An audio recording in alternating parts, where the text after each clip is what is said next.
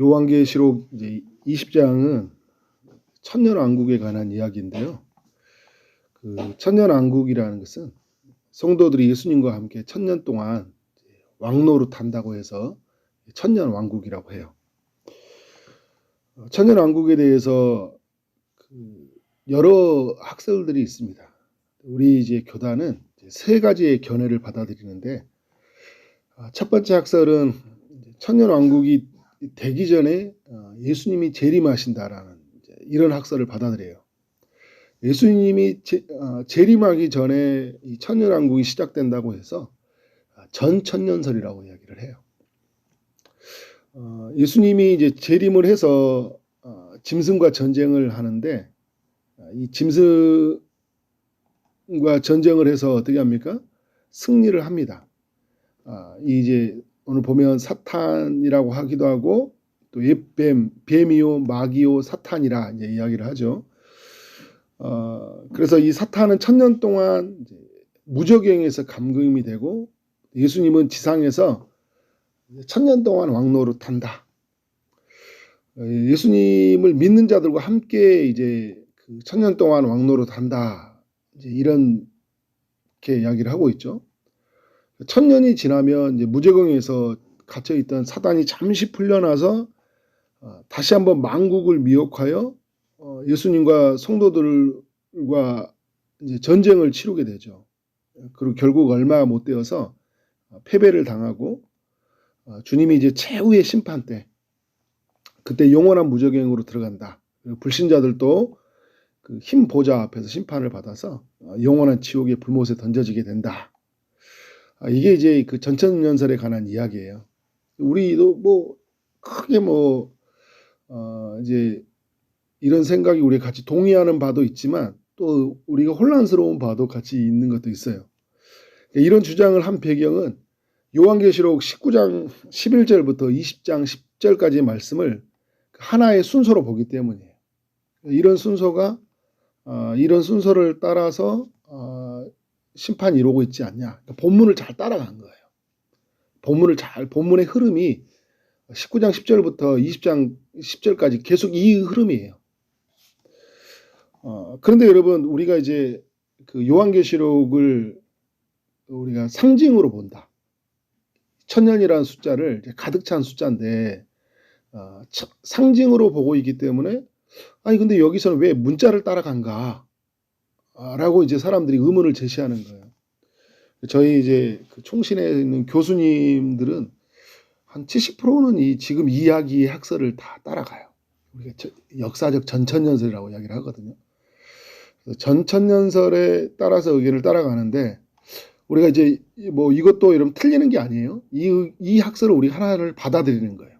또 하나 받아들이는 학설은 뭐냐면, 천년왕국 후에 예수님이 재림한다는 그런 주장입니다. 이거를 이제 후천년설이라고 하는데, 재림 후에 천년왕국이 시작된다. 예수님이 이 땅에 재림한 후에 천년설이 시작된다라는 거예요. 그래서 여러분, 이 천년설은 뭐냐면 천상과 지상에서 같이 천년왕국이 시작된다라는 거예요. 근데 여러분이 예수님이 통치를 받으면 어떤 세상이 이루어지냐면, 이제 이 천년왕국이 이루어지면서 세계 선교가 온전히 이루어지고, 또 하나님의 공의와 정의가 실현됨으로 말미암아 이 전 세계에는 태평 시대를 맞이하게 된다. 이제 이게 후천년설인데, 이 후천년설의 이야기가 그 초대교회부터 이 중세, 근대에 이르기까지 이 이야기를 많이 받아들였어요. 그런데 이게 세계 1, 2차 대전이 일어나면서부터 이게 많이 깨졌어요. 세상이 점점 좋아지고 태평 시대를 맞이한다고? 전쟁 한 방으로 어떻게 돼요? 막 사람들이 다 죽어가잖아요. 전염병으로 다 죽어가잖아요. 태평 시대가 아니라 점점 세상은 망해져 가는 거 아닌가?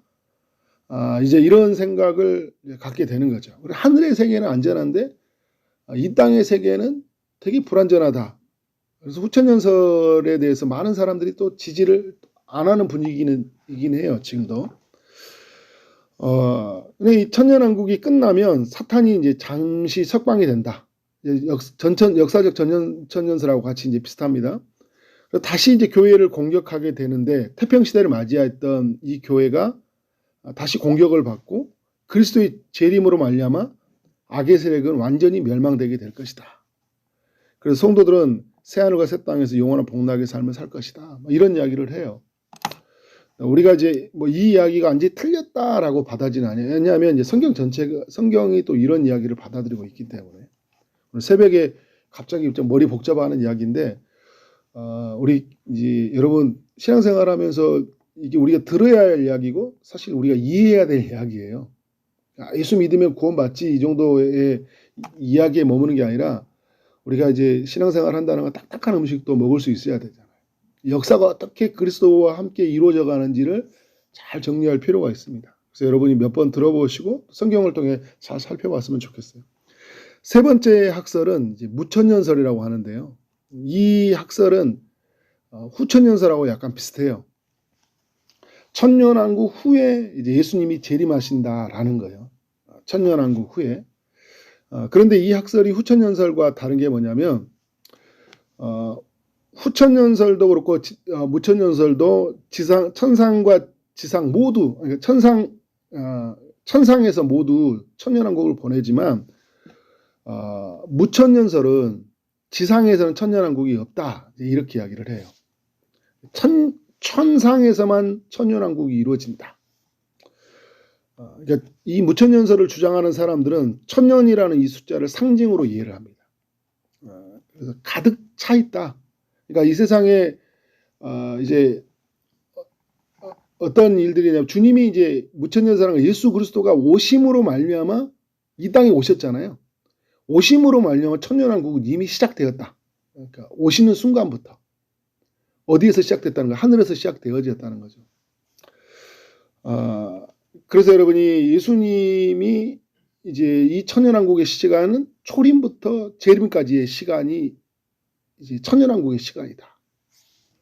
이런 이야기를 이제 많은 사람들이 또 이야기를 받아들이고 살아요. 우리 성도들의 생각은 거의 무천년설에 가깝습니다. 초림과 재림과 시간 동안 그래서 예수님이 오셔서 지금 어떻게 하고 있어요? 왕노릇 하고 있잖아요. 하나님 백성들과 함께 왕노릇 하고 있다. 그리고 사단과 싸움에서 예수님이 어떻게 하고요? 싸우고 있고 결국은 승리할 것이다 라는 것을 이제 주장을 하고 있는 거죠. 그래서 예수님이 재림 때 신자들과 불신자들 모두 부활을 하고 그때 최후의 심판이 이루어지는데 신자들은 영원한 새하늘과 새 땅에 들어가고 불신자들은 영원한 불못에 들어간다. 이게 이제 무천년설에 관한 이야기입니다.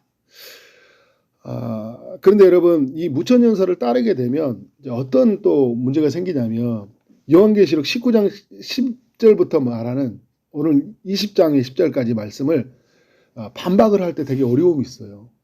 이게 우리가 이제 예수님이 오신다 할 때 완전한 그 재림 그리고 그 재림으로 말미암아 주시는 그 하나님 나라 완성 이렇게 이런 구도로 성경이 전체가 말하는 바인데 요한계시록 19장하고 20장의 말씀을 이제 같이 서로 연결해서 해석을 해야 될 거 아니에요. 해석을 잘 못해요. 근데 다른 성경에서 예수님이 이야기를 해줬으면 좋은데 예를 들어서 마태복음에서 24장 25장 마지막 때 이런 이야기를 좀 해주시거나 바울이 이런 이야기를 했다면 모르는데 바울도 이런 이야기를 안 하거든요. 사도 요한이 이제 받아서 이야기를 하는데 이 이야기가 굉장히 어려운 거예요. 그래서 우리가 크게 지금 지지하는 거는 제가 처음에 말했던 역사적 전천년설이냐 오늘 이 문자를 따라서 흐르는 이야기냐 아니면 무천년설이냐 예수님이 오심으로 말미암아 이미 천상에서 천년왕국이 시작되었다. 이렇게 이제 정리를 하는 거예요. 자, 각설하고 무천년설, 전천년설, 후천년설 어느 것이냐 다 받아들일 수 있어요. 중요한 거 예수님이 이제 오시면 알아요.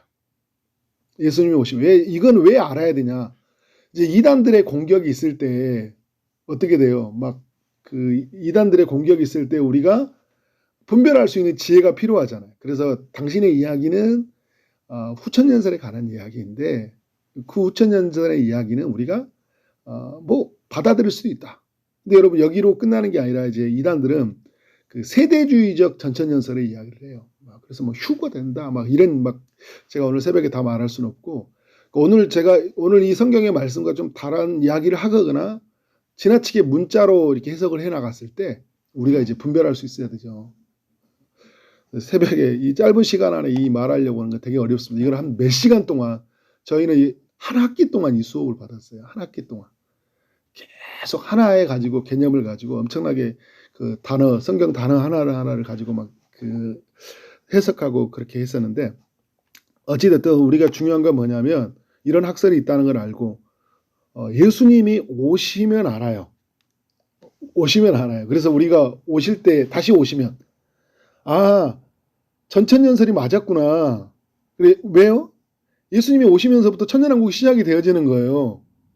천년왕국이 시작이 되어지는데 그리고 이 천년 뒤에 예수님이 말씀해 줄 거 아니에요. 이 천년 뒤에 다시 사상이 잠시 풀려날 것이다. 근데 예수님이 이제 오셨는데 어떻게 돼요? 우리가 최후의 심판을 맞은다면 우리는 어떤 설이에요? 무천년설이 되는 거예요. 지금 이 요한계시록 19장 20장의 말씀이 바로 예수님이 바로 오시면 끝난다라 이걸 알려주고 있구나. 중요한 건 뭐냐면 20장, 21장, 22장에 이야기하는 것은 이제 예수님이 오셔야 된다는 거예요. 오시면 어떻게 돼요? 믿는 자와 믿지 않은 자가 온전히 나누어지게 된다라는 것을 우리가 알려주고 있습니다. 그래서 예수님이 오시면요, 우리 이제 11절 말씀에 보면 또 내가 크고 흰 보좌와 그 위에 앉으신 이를 보니, 그러니까 예수님이 이제 이 흰 보좌 위에 앉으셨다고 이야기를 해요. 하나님과 예수님이 앉아 있는 거죠. 이걸 이제 백보자 심판이라고 이야기를 합니다. 예수님이 심판을 하셔요. 믿는 자들, 믿지 않은 자들 다 심판을 받습니다. 그러니까 믿는 자들은 어떻게 돼요? 예수 그리스도의 그 피의 근거에서 생명의 부활로, 믿지 않은 자는 심판의 부활로. 그러니까 믿지 않은 자도 다시 살아나요. 여러분 예수님 오시면. 그런데 믿지 않는 자들은 오늘 2절에 나와 있던 소개되어 있던 옛뱀이요 마귀요 사탄은 어떻게 됩니까? 무저갱으로 들어간다. 2절에 소개되었던 것처럼 무저갱에 그들이 잠시 동안 들어간다는데 오늘 이후에 있는 말씀이 어떻게 됩니까? 13절에 보면 사망과 음부도 그 가운데서 죽은 자들을 내주매 각 사람이 자기 행위들의 심판을 받고 사망과 음부도 불못에 던져지니 이는 둘째 사망 곧 불못이라 이야기를 하고 있어요. 그래서 여러분 둘째 사망이라는 이야기를 쓰고 있잖아요. 믿지 않는 자들에게는. 우리가 인간이 한 번 태어나면 죽잖아요. 그게 첫 번째 사망이에요. 근데 하나님의 영원한 그 백보자 심판 앞에서 뭐 어떻게 돼요? 다시 죽음에 이르는 심판을 받으니까 둘째 사망이 되는 거예요. 하나님의 백성들은 한 번은 죽지만 어떻게 돼요? 다시 살아나고 영원히 주님과 함께 산다라는 걸 우리에게 알려주는 거죠. 12절에 그래서 모든 사람들 자기 행위를 따라서 심판을 받는다고 합니다.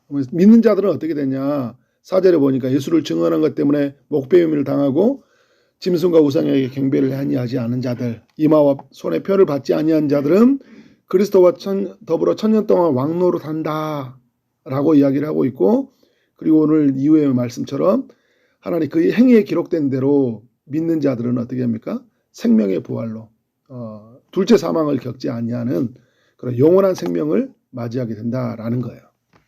그리고 6절에도 이 천년왕국이 어떻게 이루어질지는 모르지만 하나님의 백성들은 뭐예요? 천년 동안 그리스도와 더불어 왕노릇한다.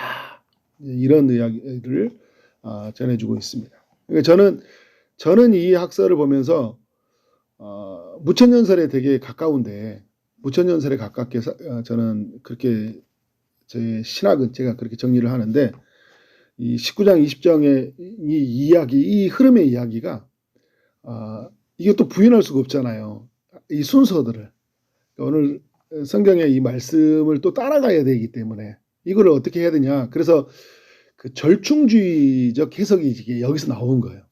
그러니까 요한계시록은 상징이다 말하고 하는 사람이 있고 또 세대주의자 같은 사람들은 문자다 이야기를 하는 사람들이 있어요.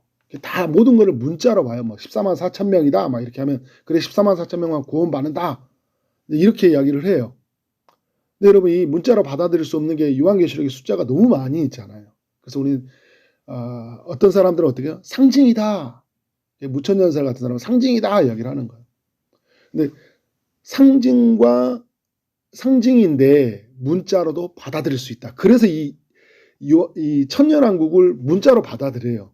이걸 이제 절충주의적 해석이라고 이야기해요. 근데 이 절충주의적 해석을 따르는 사람들이 바로 이제 역사적 전천연설을 따르는 사람, 제가 처음에 이야기했던 이제 그 이야기를 받아들입니다. 그래서 예수님이 오시면 천년왕국이 시작이 되어지고 마지막에 사탄이 잠시 풀려나고 다시 종말 전쟁을 한 다음에 그 다음에 예수님이 재림할 것이다. 근데 이제 우리가 성경을 받아들일 때는 바울도 그렇고 예수님이 오시면 끝나는 걸로 생각하는데 또 무슨 세계가 이루어진다고 하니까 좀 복잡하잖아요.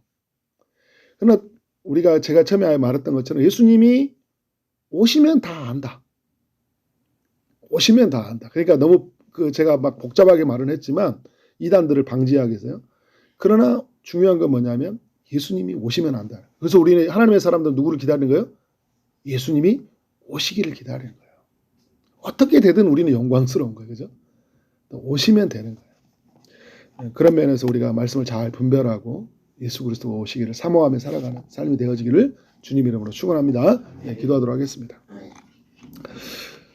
하나님 아버지, 요한계시록의 20장의 말씀을 통해 우리에게 교훈해 주셔서 감사합니다. 하나님, 우리의 지혜로 다 깨달을 수 없는 말씀입니다.